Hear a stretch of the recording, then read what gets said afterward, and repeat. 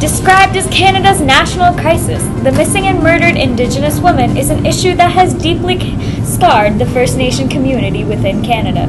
Joining me now is Dr. Elizabeth Asokampan, author of Missing and Murdered, Kelly Kong, political activist for Aboriginal women, and Dr. Anusha Samarabambu, an associate professor of women's studies at the University of Western Ontario. Elizabeth, can you give me a rundown on the issue from when it started to today? Of course, you see, this issue hints at the underlying social, economical, and political marginalization of Indigenous individuals in Canada. Although Indigenous women and girls make up only 4% of the female population in Canada, they represented 16% of all female homicides between 1980 and 2012. The lack of a government database for these cases makes it difficult to determine the exact rate of these murders. It makes it hard to exactly pinpoint where this issue got started, but through all of the cases we've seen, we can pinpoint that the biggest problem is what's known as the Highway of Tears. Now, let me interrupt you there. Sorry, but can we move on to Dr. Samarabambu to get your opinion on the Highway of Tears? I know that you work with some of the victims' families. Yes, actually, the Highway of Tears refers to a 7-kilometer stretch of Highway 16 in BC, where estimates from 19 to 40 mainly Indigenous women went missing since 1969 to 2012. And the reason why cases of missing and murdered women is referred to as a national crisis is because between 1980 and 2012, an estimated 1,181 Indigenous women were murdered or went missing. The issue is not only with the acts committed against Indigenous women, but also with the way their cases were dealt with.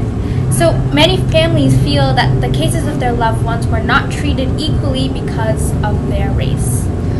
Okay, with all of these issues going on, what can you, Ms. Kelly Kong, tell me about the steps that the government is taking to resolve this issue? Well, earlier this year, we have heard Justin Trudeau apologize on behalf of the Canadian government for its part in the discrimination of Indigenous people, on a more specific scale for the issue of the missing and murdering women. The Government of Canada has launched a national inquiry into missing women and girls, independent from the federal government. The Inquiry Act gives the commissioners power to conduct the inquiry independently from the government, and the commissioners will have the power to call any witnesses, inquire witnesses to give evidence, and require the production of any document or item that they need relevant to their investigation. This allows for the investigation to respect Aboriginal culture and provides opportunities for individuals, families, and community members to share their experiences and views. Thank you for your time, Ms. Kong, Dr. Samarabambu, and Ms. Asokampan. We're a little short on time. As you can see, there's a large elephant in the room.